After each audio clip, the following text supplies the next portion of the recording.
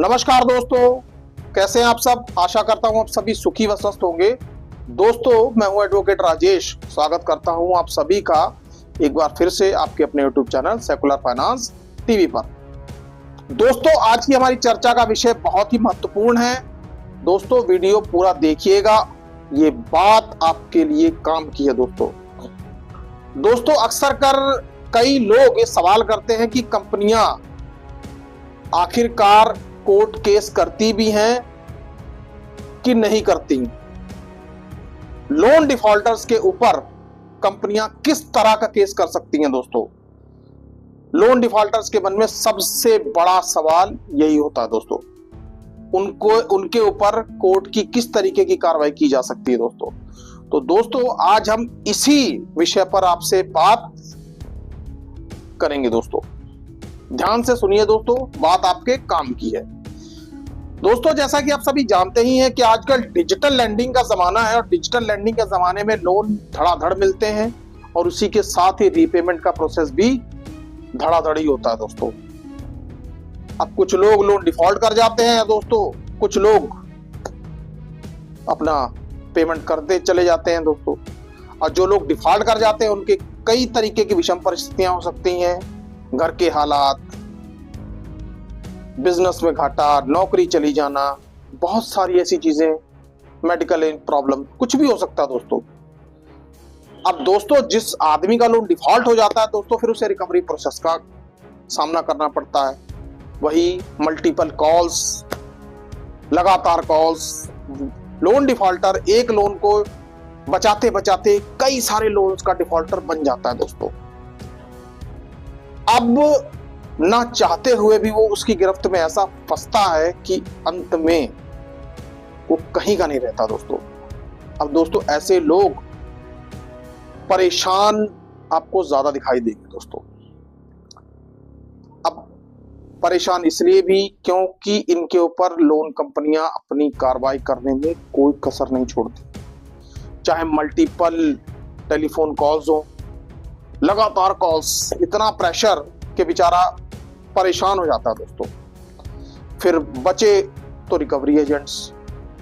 अब recovery agents आके अपनी ही कहानी शुरू कर देते हैं। दोस्तों, तरह तरह की भाषा, तरह तरह की बातें, तरह तरह से लोगों को डराना, ये सब लोन कंपनियों के टैक्टिक्स हैं। दोस्तों, और लोन रिकवरी एजेंट्स ना तो कहीं से ऑथोराइज्ड होते हैं, कुछ भी नहीं होते। दोस्तों, बहुत ही कम लोग देखने में मिलते हैं जो ऑथोराइज होते हैं। दोस्तों, यहां तक कि मैंने सुना कि लोग गालियां तक खा रहे हैं रिकवरी एजेंटों से। अरे भैया, क्यों खा रहे हो गालियां?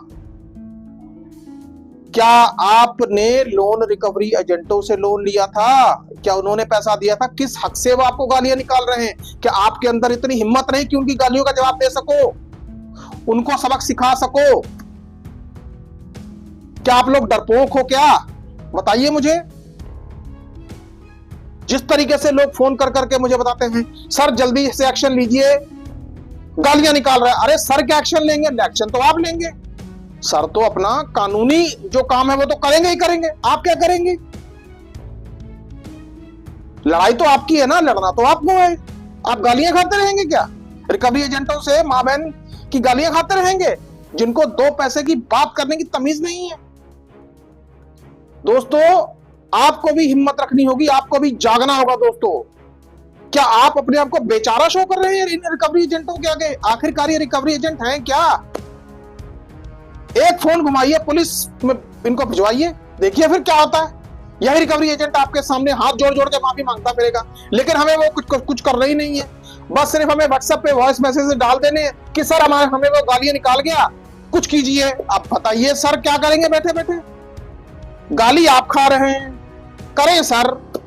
अरे सर तो ज्यादा से ज्यादा आपको कंप्लेंट लिख के दे देंगे, आपको बता देंगे कि कैसे लड़ना है। सर लड़ने थोड़ी ना चले जाएंगे आपके लिए। बताइए, लड़ाई आपकी है, लोन आपने लिया है। दोस्तों, अगर दिक्कत है तो उसका डट कर सामना कीजिए। दोस्तों, हम आपको रास्ता बता सकते हैं कि आप ऐसे करिए, ऐसे करिए, लेकिन चलना तो आपको ही है उस रास्ते पर। आप रास्ते पे चलेंगे नहीं, फिर आप कहेंगे कि हमें ये तकलीफ हो गई, हमें वो तकलीफ हो गई। दोस्तों बार बार मैं रिकवरी एजेंट्स का पॉइंट लंबा क्यों खींचता हूं, क्योंकि सबसे ज्यादा प्रॉब्लम लोग रिकवरी एजेंटों से ही करते हैं दोस्तों। रोज फोन, रोज मैसेजेस कि रिकवरी एजेंट ने आज मुझे गाली दे डाली, रिकवरी एजेंट ने मुझे आज ये कह डाला। अरे भैया क्यों सुनते हो भाई, आपके मुंह में जबान नहीं है? आखिरकार ये रिकवरी एजेंट है क्या? एक फोन घुमाइए और बस देखिए फिर नजारे, कानून अपना काम कैसे करता है। क्योंकि हम, लेकिन वो काम हमें करना ही नहीं है, हमें अपने अधिकार को जानना ही नहीं है। बस जो करेंगे सर करेंगे। दोस्तों ना ही राजेश कुमार, ना ही दुनिया का कोई भी बड़े से बड़ा पुलिस ऑफिसर या बड़े से बड़ा व्यक्ति आपके लिए कुछ नहीं कर सकता जब तक आप नहीं जागोगे अपने लिए कुछ करने के लिए। दोस्तों आप हिम्मत दिखाओगे तो ऑफ कोर्स आपको जो कानूनी सहायता मिल रही है वो आपके लिए अच्छे से काम करेगी दोस्तों। लेकिन जागिए तो सही जनाब, ऐसे नहीं चलेगा। खैर दोस्तों, रिकवरी एजेंट्स की बात थोड़ी सी जरा ज्यादा लंबी हो गई। बात करेंगे कि आखिरकार रिकवरी प्रोसेस में आखिरकार कंपनियां कब कोर्ट की तरफ जाती हैं और किस किस माध्यम से जाती हैं दोस्तों कोर्ट। दोस्तों लोन कंपनियां रिकवरी एजेंट्स के ऊपर दोस्तों लोन कंपनियां लोन बारोवर के ऊपर 3 तरीके से केस कर सकती हैं दोस्तों। सबसे पहला सेक्शन 25, क्योंकि दोस्तों आजकल आपको पता ही है कि लोग चेक्स तो दे नहीं रहे हैं, ऑनलाइन डिजिटल लैंडिंग हो रही है, ईसीएस मैंडेट करवा लिया जाता है दोस्तों। और जब ईसीएस की किस्तें बाउंस हो जाती हैं तो ईसीएस बाउंस का केस होता है सेक्शन 25, वो भी सिविल कोर्ट में केस किया जाता है दोस्तों। इसका प्रोसेस वही है जो सेक्शन 138 का है दोस्तों। अब सेक्शन 138 भी बता देता हूं। दूसरा आ जाता है सेक्शन 138 एनआई एक्ट, पता ही है सबको इसके बारे में, क्योंकि दोस्तों चेक आपने दिया हुआ है, यदि कंपनी चेक लगा देती है और चेक बाउंस हो जाता है तो 138 का केस हो जाता है दोस्तों। उसमें इन दोनों में सेम डे बेल मिल जाती है दोस्तों, बेल करवानी पड़ती है। दोनों नॉन कॉग्निजेबल ऑफेंस हैं और इन दोनों केसेस में किसी भी लेवल पे समझौता किया जा सकता है दोस्तों। अब दोस्तों तीसरा और सबसे इंपॉर्टेंट चीज है वो है सूट फॉर रिकवरी, यानी कि कंपनी आपके ऊपर रिकवरी का केस भी डाल सकती है दोस्तों सिविल कोर्ट में। लेकिन ये केस कंपनियां जल्दी करती नहीं है, क्योंकि दोस्तों ये केस ऐसा केस है कि इस केस में कंपनीज को कोर्ट फीस भी अदा करनी पड़ सकती है दोस्तों। अब मसलन जैसे किसी का 5 लाख का लोन है तो कंपनियों को मैक्सिममली 52-53 हजार रुपए फीस कोर्ट में जमा करानी पड़ती है दोस्तों। तो सिविल कोर्ट केस कंपनियां कर सकती हैं, कंपनियों के पास विकल्प है,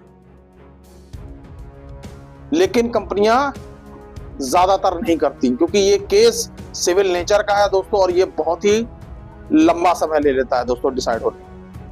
लेकिन दोस्तों हाँ, कंपनियों के पास ये विकल्प है।